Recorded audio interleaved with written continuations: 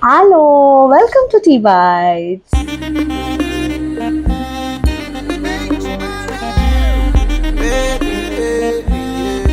இன்னைக்கு என்ன reaction video பார்க்க போறோம்னா எஸ் தக் லைஃபோட ட்ரெய்லர் தான் பார்க்க போறோம். ஆக்சுவலி நேத்து வந்துச்சு, பார்க்கல நேத்து. இன்னைக்கு தான் நம்ம அதுக்கு ரியாக்ட் பண்ண போறோம். முதல் ரியாக்ட் பண்ணிடலாம், அதுக்கப்புறம் மற்றதை பத்தி பேசுவோம்.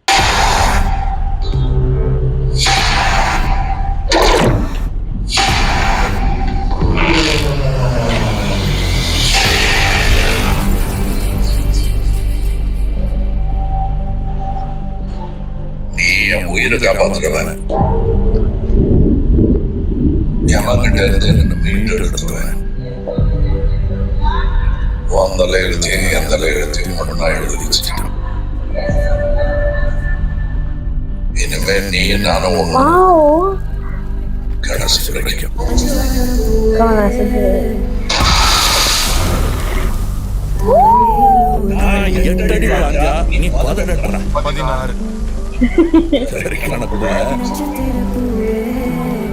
உள்ள இருந்து நான் பார்த்துக்கிட்டு இருப்பேன், வெளியே அவரை பார்த்துக்குவான்.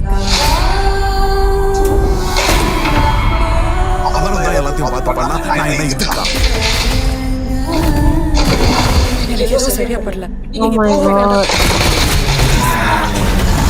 Madam, I am your only Adam.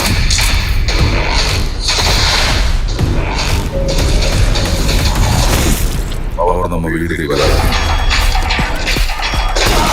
நாம தான் கையில் எடுத்துக்கணும்.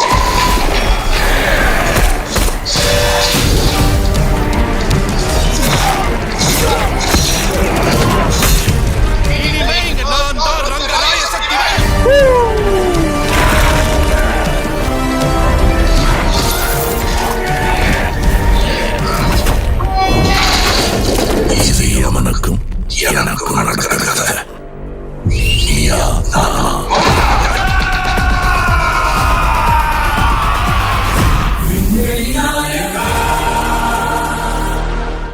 ஓ மை காட், இல்ல இப்ப இங்க என்ன நடந்துச்சு எனக்கு சத்தியமா புரியல.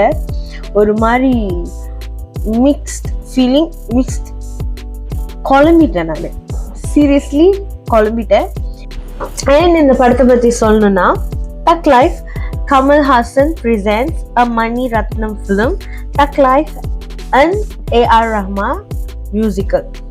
Basically இதுதான் மெயினே.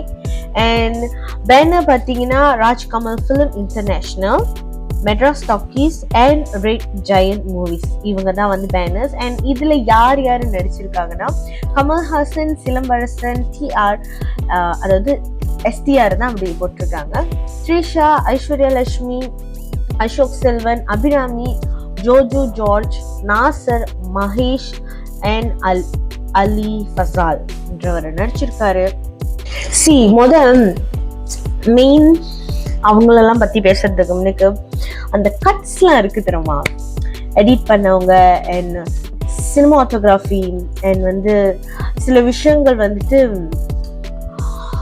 எதிர்பாராததை எதிர்பாருங்கள்னு நம்ம கமல் ஸ்டைல்ல சொல்லணும்னா அதெல்லாம் ஒரு மாதிரி வாவ் அப்படின்ற மாதிரி இருக்கு. இவங்கெல்லாம் like behind the camera, front camera வந்து அது வேற, பிஹைண்ட் த கேமரா மெயினாக வந்துட்டு இந்த க்ரூஸ் இருப்பாங்க, அவங்க நிறைய ஹார்ட் ஒர்க் பண்ணி இருந்திருப்பாங்க அந்த படத்துக்காக.